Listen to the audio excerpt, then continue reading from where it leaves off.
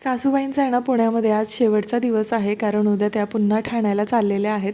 तर त्यामुळे मी यांना म्हणाले की तुम्ही ऑफिसवरून आलात ना की आपण खडकवासल्याला जाऊयात, कारण फार जास्त कुठे नेता आलं नाही आम्हाला त्यांना. आणि खडकवासला आहे ना घराच्या अगदी जवळच आहे, तर म्हटलं ॲटलीस्ट आपण तिथे तरी जाऊया. आणि हा खूप चांगला डिसिजन झाला, कारण तिथे गेल्यानंतर ना त्यांचाही मूड इतका छान फ्रेश झाला. खडकवासल्याचं पाहण्याचं दृश्य त्याही त्यांच्या मोबाईलमध्ये कॅप्चर करत होत्या आणि ते पाहून आहे ना आम्ही पण खूप खुश झालो की म्हणजे चला आता हळूहळू त्या बाहेर पडतायत आणि शेवटी आयुष्य तर जगलं पाहिजेच ना माणसाने. आणि इथली आम्ही भजी खाल्ली. फार जास्त काही खाल्लं नाही, कारण घरी आल्यानंतर ना आमचा एक मस्त बेत ठरला होता. तो म्हणजे मी पोरांसाठी बनवणार होते चिकन मोमोज. ज्याचं चिकन जे आहे ना ते मी सकाळीच मॅरिनेट करून ठेवलं होतं आणि घरी आल्यानंतर ना सगळ्यात पहिली तर मोमोची चटणी बनवून घेतली. आई पहिल्यांदाच खाणार होते मोमोज आणि पोरांनी तर म्हणजे बाहेरचेच खाल्ले होते.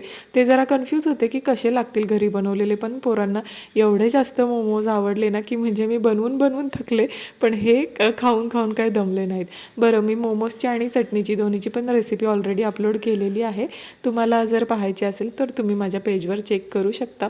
एकदम भन्नाट झाले होते. त्यानंतर मस्त आईस्क्रीम पार्टी केली. स्वप्नील जोशीचा एक पिक्चर लावला होता. चला तर भेटते तुम्हाला उद्याच्या व्हिडिओमध्ये.